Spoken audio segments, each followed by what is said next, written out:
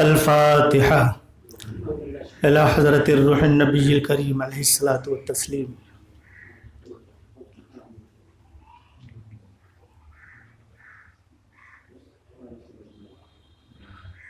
سبحان ربك رب العزة عما يصفون وسلام على المرسلين والحمد لله رب العالمين. الحمد لله نحمده ونستعينه ونستغفره ونؤمن به ونتوكل عليه ونعوذ بالله من شرور أنفسنا ومن سيئات أعمالنا. من يهده الله فلا مضل له ومن يضلله فلا هادي له ونشهد أن لا إله إلا الله ونشهد أن محمدا عبده ورسوله. أما بعد فأعوذ بالله من الشيطان الرجيم. بسم الله الرحمن الرحيم. إنا لله وإنا إليه راجعون. صدق الله العظيم وبلغنا رسوله النبي الكريم ونحن على ذلك لمن الشاهدين والشاکرین والحمد للہ رب العالمین. کچھ کہنے اور سننے سے پہلے اپنے آقا و مولا احمد مصطفیٰ جناب محمد مصطفیٰ علیہ التحیۃ والثناء کی بارگاہ بیکس پناہ میں جھوم جھوم کر درود پاک کا نذرانہ پیش کریں. اللہم صلی علی سیدنا و شفیعنا و مولانا محمد معدن الجود والکرم وعلی آلہ الکرام وبارک وسلم. صلو علیہ صلاۃ و سلام علیکہ یا رسول اللہ صلی اللہ علیہ وسلم. ہمارے ماسٹر سید شاہد صاحب نے ایک بڑی بات کہی. میں سمجھتا ہوں کہ محفل میں اللہ و رسول کا نام آ جائے یہی بہت بڑی بات ہے. اور ایک عرصے کے بعد چونکہ آپ کے سامنے آیا ہوں، آپ لوگوں سے ملاقات ہو رہی ہے. اس میں بہت سارے چہرے وہ ہیں جو الحمدللہ پہچانے ہوئے ہیں اور کچھ چہرے ایسے بھی ہیں جو آج ہمارے درمیان موجود نہیں ہیں.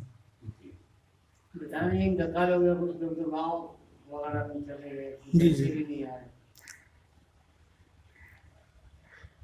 جن لوگوں نے خون اور پسینے سے اپنا وقت دے کے مال صرف کر کے اس جو چھوٹے سے ہم لوگوں نے حجرے میں شروع کیا تھا، دکانوں میں شروع کیا تھا، وہ آج الحمدللہ یہ اس حال میں ہم لوگ اس مجلس میں بیٹھے ہوئے ہیں. اللہ تعالیٰ وہ لوگ جو بچھڑ گئے ان کے اوپر بھی رحمت و نور کی بارش فرمائے. اور میری شاگردہ جو سید شاہد حسین صاحب شاہد بھائی کی جو دوسری اہلیہ تھیں جو وہ بھی آج ہمارے درمیان نہیں ہیں، اللہ تعالیٰ ان کے اوپر بھی رحمت و نور کی بارش فرمائے. اور وہ تمام افراد الہ آباد ہی نہیں بلکہ پوری دنیا کے جو اب ہمارے درمیان نہیں ہیں، اللہ تعالیٰ سبوں کی مغفرت فرمائے، درجوں کو بلند فرمائے. محترم حضرات، ابھی 2 دن پہلے سرکار مجاہد ملت علیہ الرحمہ جہاں بہت جایا کرتے تھے، دھاوا شریف غازی پور گرم دیوان شاہ علیہ الرحمہ، وہاں کے صاحب سجادہ حضرت شمس الدحا سید شمس الدحا صاحب قبلہ ٹھیک ٹھاک تھے. 40 سال انہوں نے ہندوستان میں تو دین کی خدمت کی ہی، یہاں سے تشریف لے گئے اور برطانیہ کی دھرتی پر انہوں نے خدمت کی. بہت سادہ بالکل، یعنی جن کو دیکھ کے سرکار مجاہد ملت علیہ الرحمہ کی یاد آ جائے.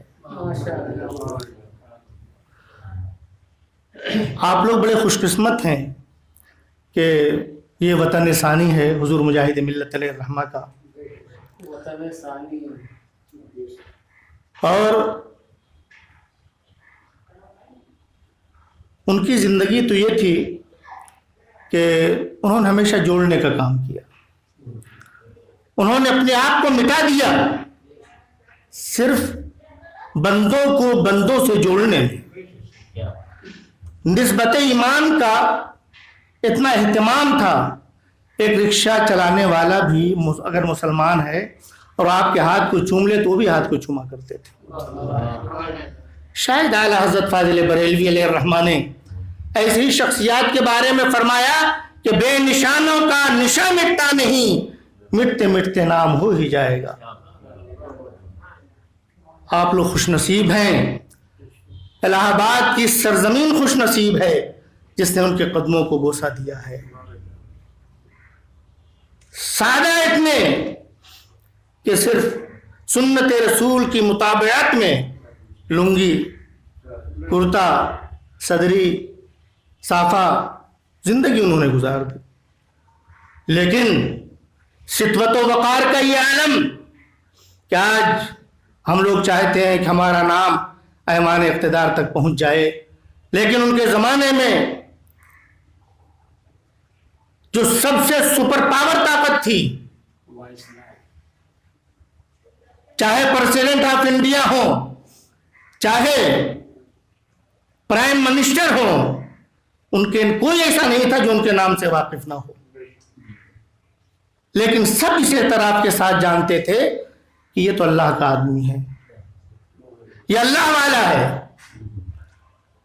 بڑا مشہور واقعہ ہے ان کا کہ سادگی میں انہوں نے زندگی گزاری. اور علامہ نظامی صاحب قبلہ جب حضور مجاہد ملت علیہ الرحمہ کا وصال ہوا، میں بمبئی میں تھا، ساتھ میں گیتانجلی ایکسپریس سے ہم لوگ گئے. حضرت نے تشبیب کے اشعار اور تضمین کے اشعار کہے. اس میں آپ نے فرمایا کہ ایک تنہا ذات تیری انجمن در انجمن. حضور مجاہد ملت علیہ الرحمہ ذات تو ایک تھی، لیکن انہوں نے بڑے بڑے انجمنیں قائم فرما دی، دلوں کی دنیا آباد کر دیا. انہوں نے مدارس قائم کیے، مساجد قائم کیے، لیکن کبھی یہ نہیں چاہا کہ انجمن یا کمیٹی والے ان کا نام لیں. ابھی میں پٹنہ گیا تھا تو ڈاکٹر امجد صاحب سے ملاقات ہوئی، تو ادارہ شریعہ پٹنہ بات آئی. اس کے بعد مولانا غلام رسول بلیاوی صاحب سے ملاقات ہوئی، ملسی ہیں، وہ 40 سال سے خدمت کر رہے ہیں. بات آئی حضرت کی تو فرمانے لگے کہ علامہ ارشد القادری صاحب فرماتے تھے کہ جب ادارے شریعہ کی زمین پٹنہ میں لینے کے لیے ایک منصوبہ بنا، پلان بنا، رقم جمع ہوئی، ایک خطیر رقم کی ضرورت تھی، اور ہم جو ہیں پریشان تھے کہ آخر زمین کیسے خریدی جائے گی. اتنے میں یہ خبر آئی کہ سرکار مجاہد ملت علیہ الرحمہ پٹنہ تشریف لائے ہیں. گئے، ملاقات کیا، اور اس کے بعد علامہ ارشد صاحب نے اپنی بات رکھی. حضرت سنتے رہے. جب چلنے لگے تو آپ نے صدری میں ہاتھ ڈالی، لفافہ نکالا، علامہ ارشد کے حوالے کر دیا.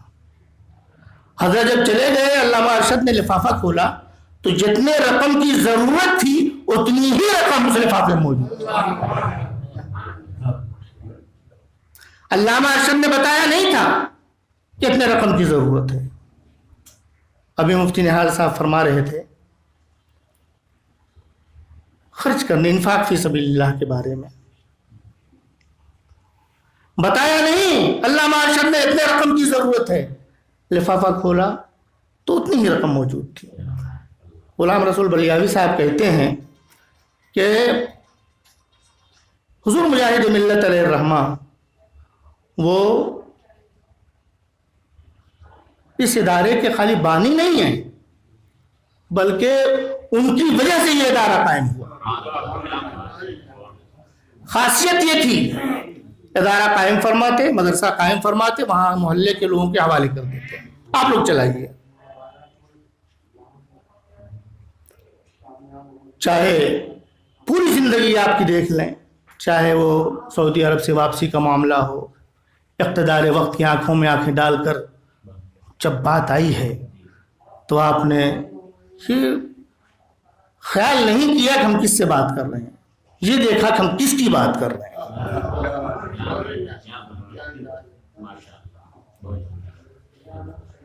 آپ نے جاتے جاتے جو قوم مسلم کو پیغام دیا، وہ پیغام کیا تھا؟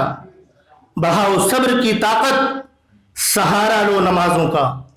آج اگر حالات انٹرنل طور پر، داخلی طور پر، بیرونی طور پر اگر انتشار کا شکار ہیں، نازک دور سے اگر قوم مسلم گزر رہی ہے، تو سرکار مجاہد ملت علیہ الرحمہ کے آئین حیات سے وہ سبق حاصل کرے۔ پوری زندگی یہ پیغام دیتے رہے کہ بڑھاؤ صبر کی طاقت، استعینوا بالصبر والصلاۃ، بڑھاؤ صبر کی طاقت، سہارا لو نمازوں کا۔ یہی تو ہے علاج درد مندی پاک بازوں کا، یہی تو ہے علاج درد مندی پاک بازوں کا۔ وَإِنَّهَا لَكَبِيرَةٌ، یہ نماز بہت آسان نہیں ہے۔ یہ نہیں کہ آپ نے وضو کر لیا، کھڑے ہو گئے، اٹھک بیٹھک کر لی، یہ نہیں ہے۔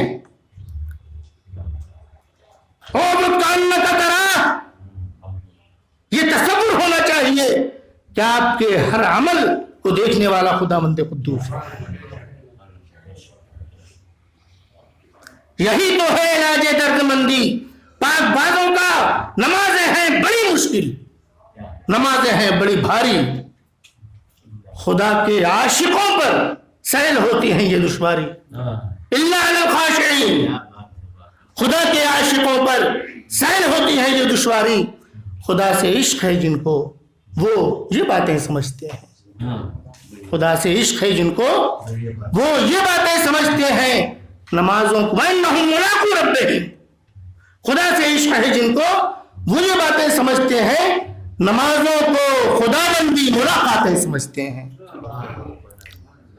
انہیں یہ فکر ہوتی ہے خدا کے پاس جانا ہے، انہیں یہ فکر ہوتی ہے خدا کے پاس جانا ہے، اسی کی ہم امانت ہیں، اسی کو منہ دکھانا ہے۔